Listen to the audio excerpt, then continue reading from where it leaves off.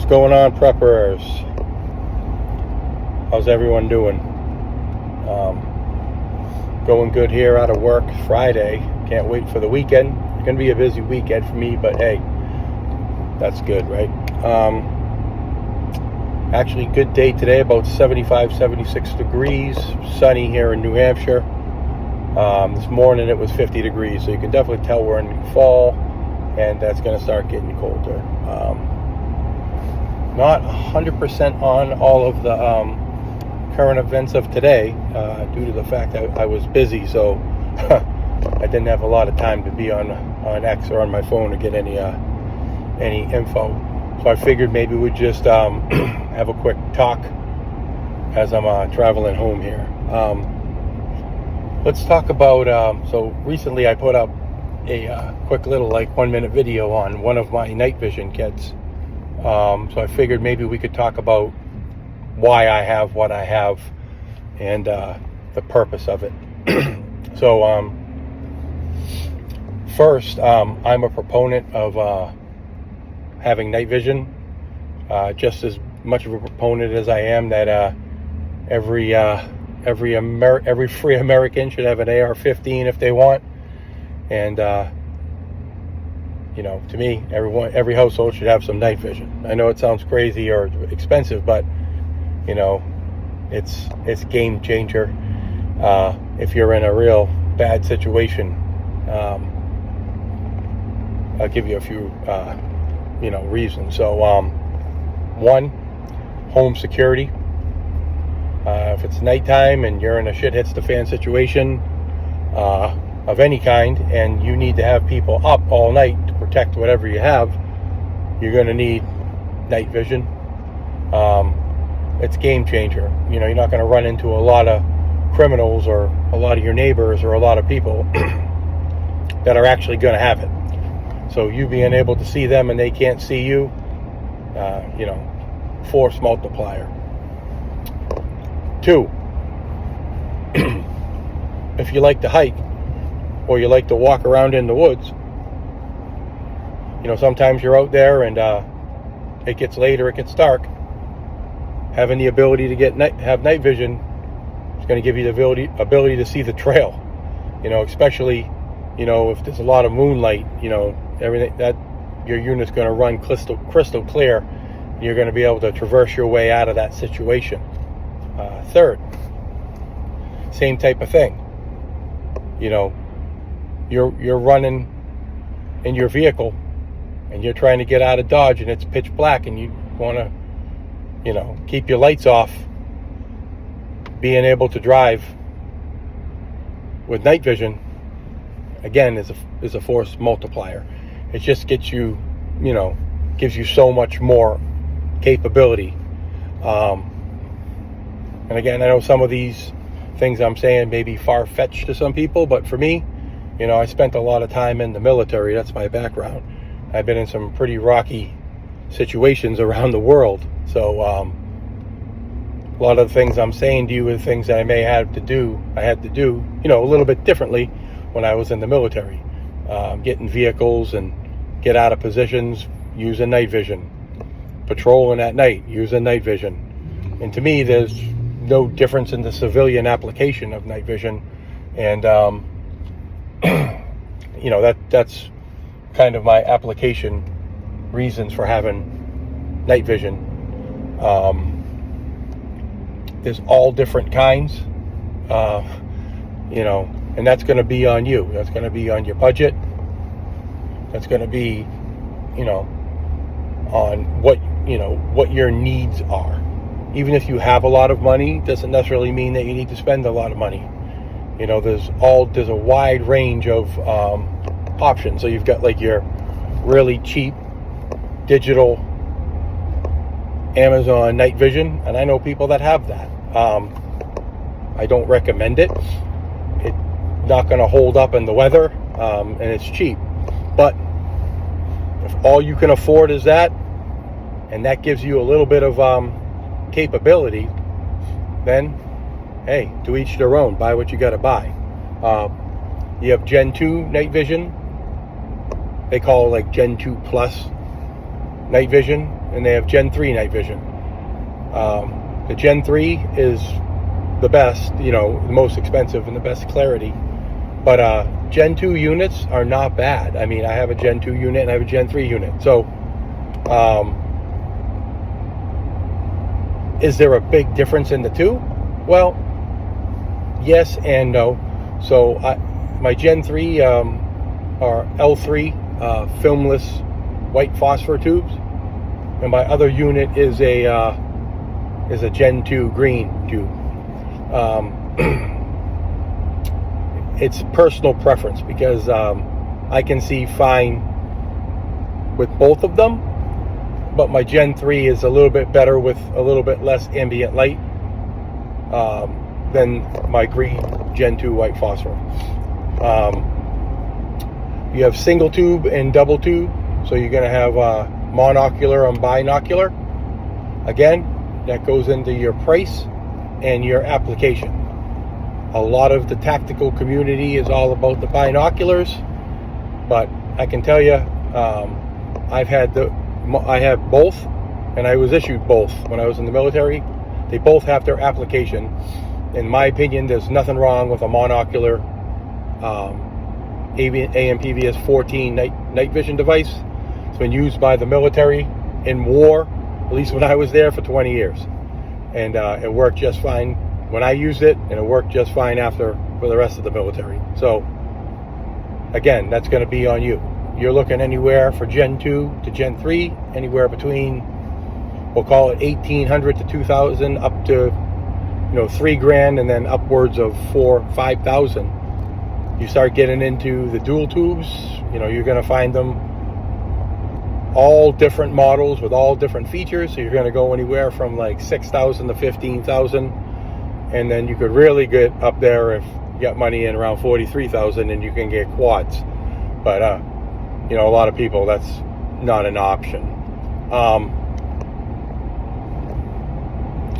So I would say that's going to be on you and what your budget is. But if that's something that you can save up for, or you're one of those guys that has, 3 or 4 ARs, and every one of them's tricked out, and each one of your guns, you've got multiple $1,000s in, that may not be the best investment, in my opinion, when you should have one AR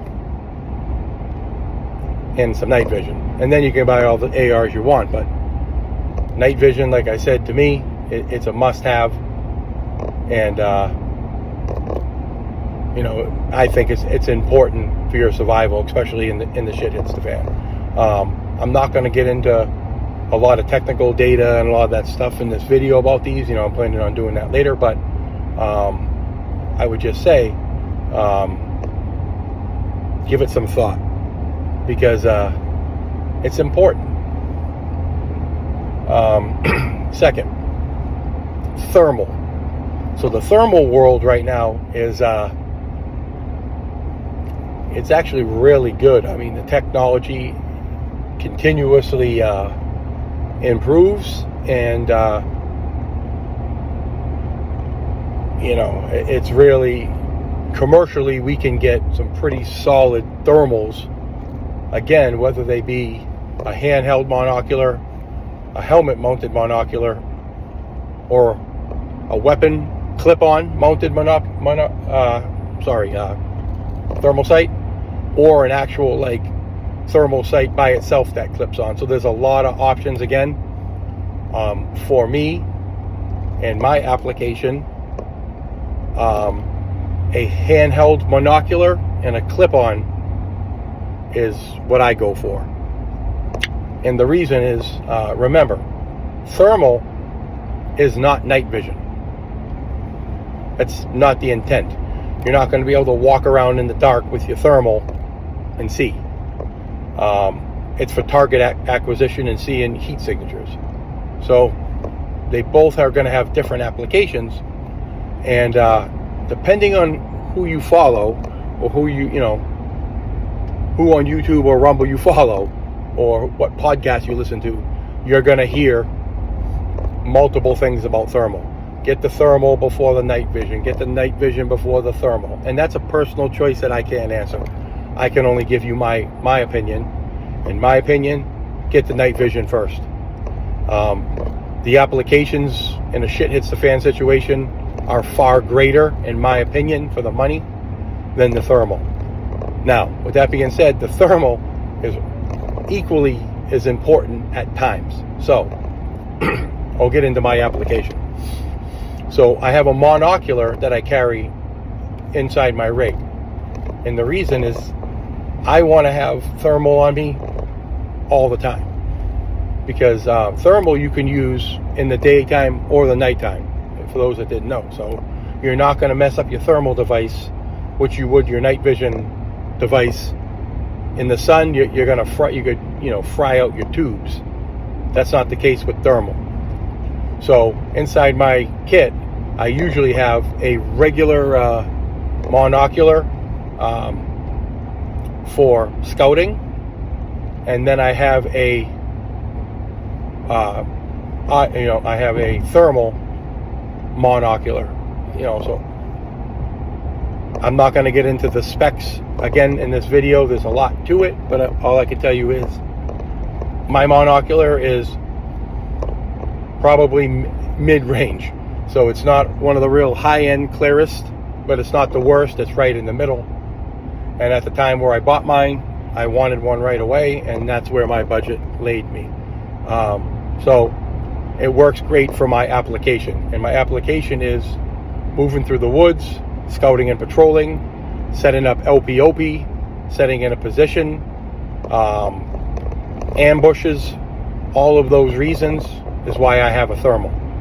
I'm able to, with my thermal, easily at 100 yards, I can see my target. And as it gets in a little bit closer, I can kind of make it out. So I'm going to know at 100 if it's a person or if it's not.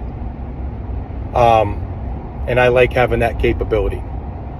For a clip-on, I like to have so that I have the option of only happen to buy one and having the opportunity to move it from rifle to rifle if needed.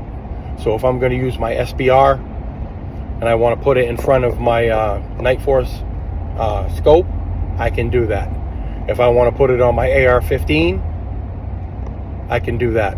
I want to clip it on basically anything, I can clip it on, and I have thermal capability using my reticle inside of my optic, looking through the thermal and being able to pick up the targets and engage the targets.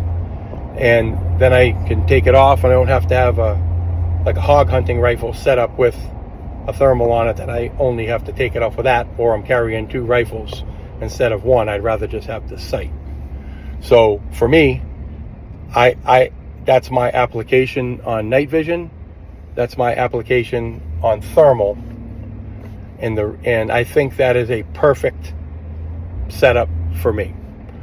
A lot of people would like to get thermals that you can put on a helmet mount and bridge with your night vision and make fusion.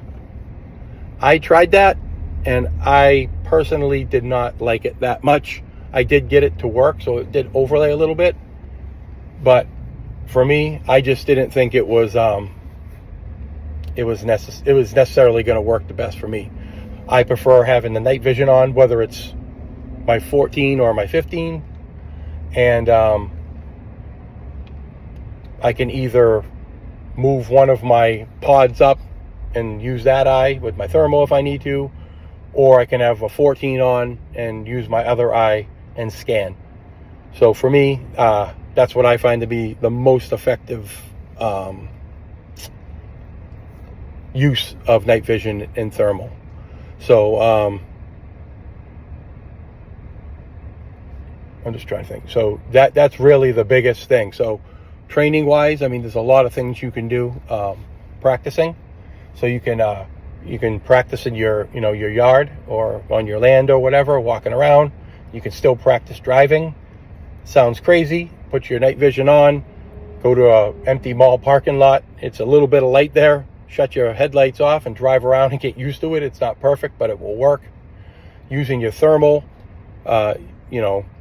just scanning with it. It's like you're practicing on like scanning a danger area, whether it's linear or cross compartment, and then practice crossing danger areas and patrolling using your night vision, and stopping and then using your thermal. So you can get a lot of really good real world training with those items. And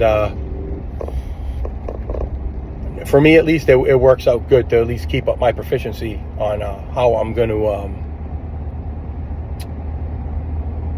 how it's going to be, if I'm in that situation. Another good thing that's good for thermal is if you live on any type of homestead, underneath, your sheds, there's an animal, there's something under there, I have the ability to look at those creatures, zoom in with a thermal, and know exactly what I'm dealing with. And I like that, as well as night vision, walking around outside if you have no light. So there's a lot of uses and a lot of reasons why, in my opinion, you should have thermal. And night vision. Again, I know it's expensive, but the closer we get to the election, the more it just makes me think about all this stuff and at least get a little bit of information out to you guys, that things that I do or I've been doing for upwards of a decade or more, depending on how you want to look at it. But I just feel that it's needed. So if you can't do it, money's tight. Look, I get it. Bidenflation, Kamalaflation is hurting a lot of families. But if you got multiple rifles with a lot of money in them and you're not shooting them, you may want to consider, hey, can I sell this off? Can I come up with half of the money for a 14? And, what's the cost of your family's life? That's what I always say. For me, there is no cost. I'll spend any amount of money to be ready to protect my family at all costs. So just keep all that in mind. And if you still can't do it, hey man, I get it. We've all been there. But if you can, or there's any way you can swing it, you guys heard my spiel on why it's important and what I do with it. So with that, I'm going to close this out, and I'm going to be live this weekend to cover some current events, some preparedness stuff, maybe some prepper tips, and whatever else. We'll see what the weekend brings. So if you could, please, it would help me out. Subscribe to my channel. Give me a like. I'm on Rumble at Eldridge USMC, and I'm on YouTube at SHTF New Hampshire, and I'm on X, SHTF New Hampshire. Very active on X. So if you follow me there, hit me up with a message, tag me in something, go back and forth, and I don't mind giving you my perspective on stuff, or helping you out, or answering any questions if you have them. But just please, the world's going to get ugly here very, very soon.